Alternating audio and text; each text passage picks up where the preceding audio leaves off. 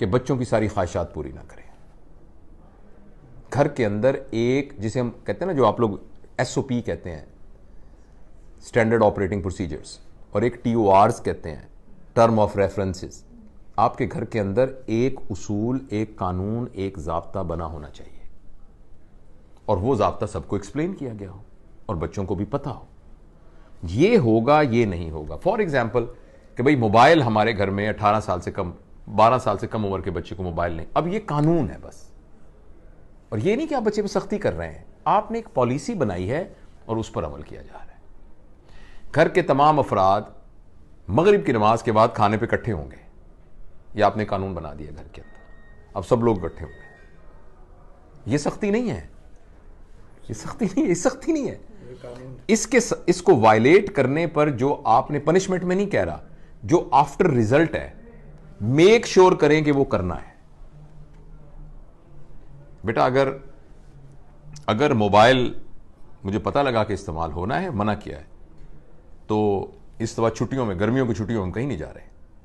आप नहीं जाएंगे, हम जाएंगे। जो आपने कानून बनाया है उस कानून को, और कभी भी वालिद खास तौर पर जो बात उस कानून के अंदर रहकर तय कर ली है ना, अब उसको वापस ना ले बिल्कुल। मतलब उसने कहा कि नहीं, अब मैंने ये गाड़ी लेनी है, मैंने तो ये वाली गाड़ी लेनी है, आपने कहा नहीं बेटा इस दफा मेरी तनख्वाह नहीं है, मैं तुम्हें अगली दफा ले दूंगा, लेकिन इस दफा नहीं आपने। और बेटा मुझे उम्मीद है कि आपको समझ में आ रही है मेरे, अब ये नहीं चले दिलवा देना, कोई ले देना, कोई बात नहीं। अगर आपने अपना फैसला ये करके वापस ले लिया, अब ये बच्चा दुनिया का सबसे बड़ा मैनिपुलेटर होगा, सारी जिंदगी झूठ बोलेगा, मैनिपुलेट करेगा आपको। आप 5-6 दफा मैनिपुलेट हो गए ना, अच्छा कोई बात नहीं, हर बच्चों के लिए ही तो करते हैं ना, दे दें, कोई बात नहीं, दिलवा दें। तो वो एक डिसिप्लिन, ये भी एक नॉर्मल के तौर पर अपने बच्चों को सिखाएं, ताकि जब वो दफ्तर में जाएं, किसी ऑफिस में जाएं, तो उनको पता हो कि ये लॉ, ये लाल बत्ती भी मैंने रुकना है। रात का 1 बजा यार, कोई भी नहीं आ रहा, तुम अकेले क्यों? उसने नहीं रुकना है, क्योंकि घर से उसको पता है कि जब कानून तोड़ते हैं तो फिर कानून वापस नहीं होता। तो ये जो सबसे बड़ी ख्वाहिश, जिनके पास थोड़े से पैसे होते हैं ना, मेरा तो एक ही बच्चा है, 8 साल बाद पैदा हुआ था, हमारे खानदान में एक ही बेटा है, मैं इसकी सारी ख्वाहिशें पूरी करती हूँ, ये तो इससे बेहतर थप्पड़ मारना शुरू कर दें।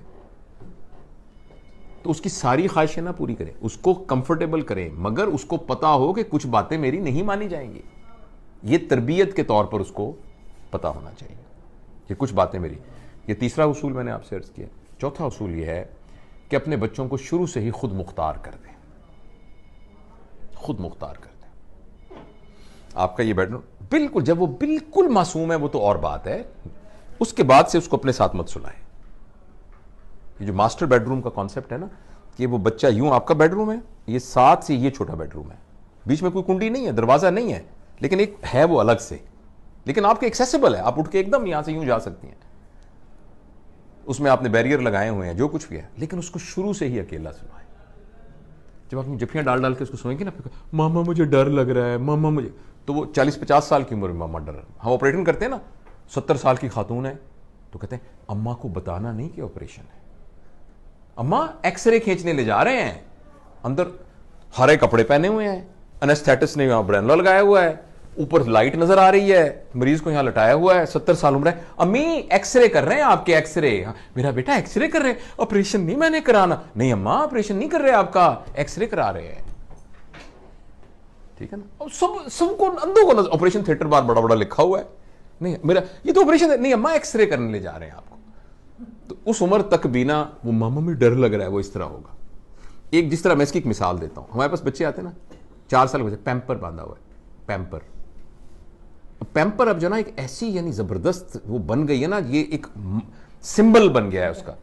अब जिस 5 साल के बच्चे को आपने पैम्पर बांध दिया ना, उस बच्चे को कंप्यूटर चलाना आ जाएगा, उसको पेशाब करना नहीं आएगा, उसकी टॉयलेट ट्रेनिंग नहीं होगी, उसकी कंप्यूटर लिटरेसी डेवलप हो जाएगी।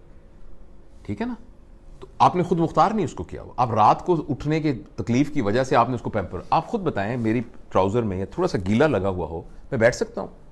बच्चे ने सारी रात पेशाब पखाना उस पैम्पर के अंदर किया हुआ है। ये मैं एक मिसाल दे रहा हूं। तो बच्चे के ऊपर जैसे माएँ पुराने जमाने में पोतड़े रखती थी ना, तो जो ही उसने पेशाब किया सबको पता लग गया, एक पैनिक क्रिएट, ओ काके ने पेशाब कर दिया, काकी ने पेशाब कर दिया, एकदम पैनिक क्रिएट होना। तो बच्चे ने रजिस्टर कर लिया कि भाई ये जो मैं कुछ हरकत की है ना मैंने, ये माँ ने इसके रजिस्टर नहीं, तो आपको देखिएगा वो 3 महीने का बच्चा आपको पहले बता देगा मैंने पेशाब करना है। वो कुछ ना कुछ इंडिकेटर करेगा जो मां को पता लग जाएगा कि ओह काके को पेशाब आ रहा है भाई। इनमें एक मिसाल दी है, बच्चे को खुद मुख्तार करें। बहुत जल्दी बच्चे को कपड़े इस्त्री करना सिखा दें, बहुत जल्दी बच्चे को कपड़े धोना सिखा दें, बहुत जल्दी बच्चे को कुकिंग, लड़का हो या लड़की हो, उसको कुकिंग सिखा दें, बहुत जल्दी उसको अपनी चादर को तय करना सिखा दें। बहुत जल्दी जब आप सफ़र में जाएं ना, तो आपका एक हैंड बैग है ना, तो उसको एक अलग से हैंड बैग दें, चाहे उसमें उसकी गुड़िया पड़ी हो लेकिन वो बच्ची यहां करके अपना हैंड बैग उठाए, पीछे ना बैग जो बैग रैक सैक होता है वो पीछे उठाया हो उसने, उसमें कुछ भी नहीं है, गुड़िया है और ऐसे उसने 5 रुपए रखे हुए हैं उसके अंदर, लेकिन उसको ओनरशिप हो कि ये मेरा बैग है। उसको खुद मुख्तार करें। मेरी वालदा जो है, याद है तुम्हें? तो मेरी वालदा जो थी वो बहुत पढ़ी लिखी नहीं थी, लेकिन मैं अपनी वालदा की हमेशा मिसाल देता हूँ। मैं अकेला माँ बाप का बेटा, एक मेरी बहन है बस। तो मेरी माँ और मेरी बहन के साथ भी उन्होंने ये किया कि मुझे नहीं याद कभी उन्होंने मेरे जूते बेटा खुद पॉलिश करने। अभी भी हमारे घर में अल्हम्दुलिल्लाह मुलाजिम है, जो चलो शुक्र अल्लाह का कि अल्लाह ने वो दी है, लेकिन मुझे ना तकरीबन लगता है कि जैसे उल्टी आ जाएगी अगर मेरे जूते को हाथ लगा ले, क्योंकि ऐसी मेरी प्री कंडीशनिंग मेरी माँ ने, जूते को बेटा कोई और हाथ नहीं लगाएगा। दूसरा, मैं अब अकेला हूँ, माँ मेरी हेल्दी फर्स्ट क्लास, कि अच्छा बेटा ऐसा है, मैं ज़रा ये खाना पकाती हूँ, तुम ये ज़रा 4 प्लेटें धो लो, तुम ज़रा सब्जी काटो, मैं ज़रा ये करती हूँ। ये मेरी माँ ने मेरे साथ ऐसे किया। तो मैं उनको अल्लाह गोगरी के रहमत करे।